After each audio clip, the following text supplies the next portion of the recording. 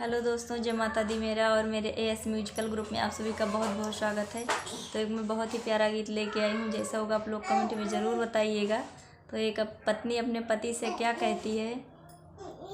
गड़िया नैकी लावा सजनवा, मन मोर कहनवाना। गड़िया नैकी लावा सजनवा, मन मोर कहनवाना। आपने ठाठ बढ़ावा सजनवा, मन मोर कहनवाना। आपने ठाठ बढ़ावा सजनवा, मन मोर कहनवाना। गाड़ी चलैहा दूनौ हाथे, बगल महमहू बैठब साथे। गाड़ी चलैहा दूनौ हाथे, बगल महमहू बैठब साथे। पीछे लड़कई खेली हैं खिलौना, मन मोर कहनवाना।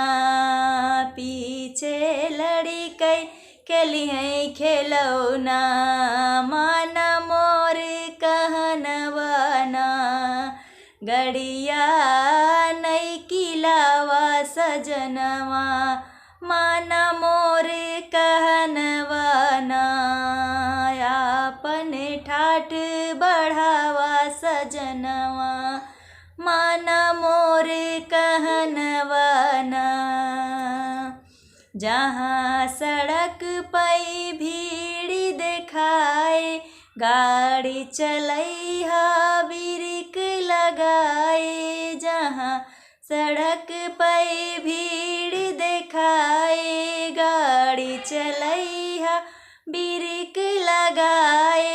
रही रही दिहा बजाई हरनमा, मन मोर कहनवाना। रही रही दिहा बजाई हरनमा, मन मोर कहनवाना।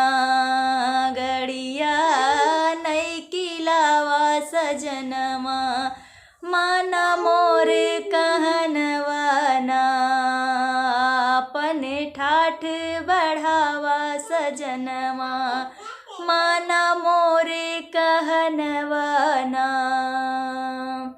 बरसत पनिया सुंदर लागे, भागई जाड़ा धूप न लागे। बरसत पनिया सुंदर लागई, भागई जाड़ा धूप न लागई।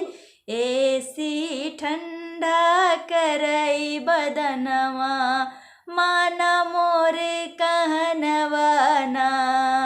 ऐसी ठंडा करई बदनवा, मन मोर कहनवाना। गड़िया नैकी लावा सजनवा, मन मोर कहनवाना। अपने ठाठ बढ़ावा सजनवा, मन मोर कहनवाना। अपने ठाठ बढ़ावा सजनवा, मन